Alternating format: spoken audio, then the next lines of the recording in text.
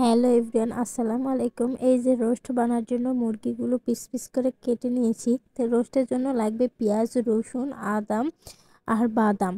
আরও কিছু মশলা লাগবে, সেটা একটু পরে জানাচ্ছি। এখানে হচ্ছে বাদাম পিষা আছে, পেঁয়াজ পিষা, ঝাল পিষা আর আদা আর রসুন পিষা, জিরা পিষা ছিল।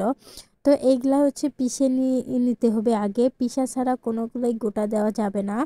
তারপরে রোস্টে হচ্ছে লেবু চিপে দিতে হবে, লেবুর রস।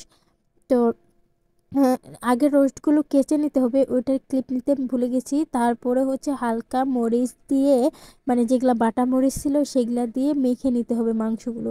তারপরে কড়াতে তেল দিতে হবে পরিমাণ মতো, তারপর একটা একটা করে রোস্টের পিস নিতে হবে। তো রোস্টগুলো হালকা করে ভেজে নিতে হবে, সেজন্য হচ্ছে এই হালকা হালকা করে ভেজে নিতে হবে। তো এখানে হালকা করে ভেজে নেওয়া হচ্ছে রোস্টগুলো, যেন পরিমাণে স্বাদ আসে। তো এখানে পেঁয়াজ হচ্ছে ঝুরি করে যেটা নেওয়া হয়েছিল সেটা ভেজে নিতে হবে। সেটা হচ্ছে ভাজে তুলে নিতে হবে কিছুটা, আর কিছুটা রাখতে হবে। তো এখানে হচ্ছে যেগুলা বাটা ছিল সব এগুলা এখানে দিতে হবে, দিয়ে ভালো করে এটাকে নাড়াচাড়া করতে হবে। ঝাল হচ্ছে বাদাম পিষা আর আদা রসুন পিষা যেগুলো ছিল সব এখানে দিয়ে ভালো করে এটা হচ্ছে নাড়তে হবে, যেন লেগে না যায় নিচে। তো এখানে ভালো করে আর স্বাদ মতন লবণও দিতে হবে। তো এটার কিছু কিছু ক্লিপ নিতে আমি ভুলে গেছি, সেজন্য আমি দিতে পারিনি।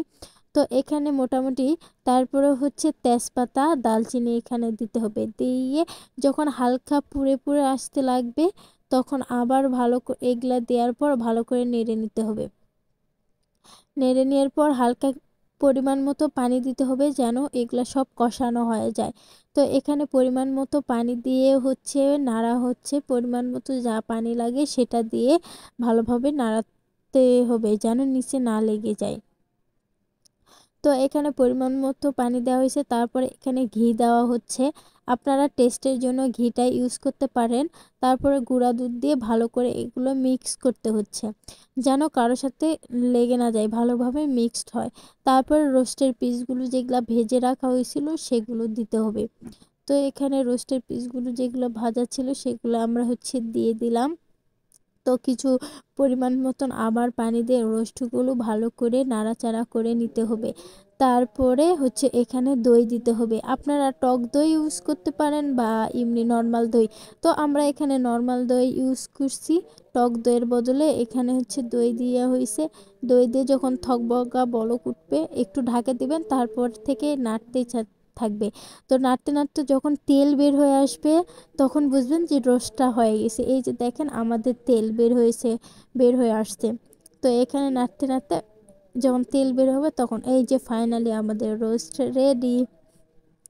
তো দেখেন এই যে রোস্টটা এত যে টেস্টি ছিল, বলার মতন কোনো ভাষা নাই। আমি তো এক প্লেট ভাত সহ খেয়ে নিছি। তো এটা আমার ইউটিউব চ্যানেলে ব্লগটা যাবে, সবাই আমার ব্লগটা দেখবেন। আশা করি সবার ভালো লাগবে। আপনাদের ভালোবাসার সাপোর্টে যেন এগিয়ে যেতে পারি। আর দেখেন রোস্টের কালার যে এতটাই জোস, তা বলার মতো নয়। আপনারা দেখলেই বুঝতে পারবেন যে রোস্ট মাশাআল্লাহ অনেক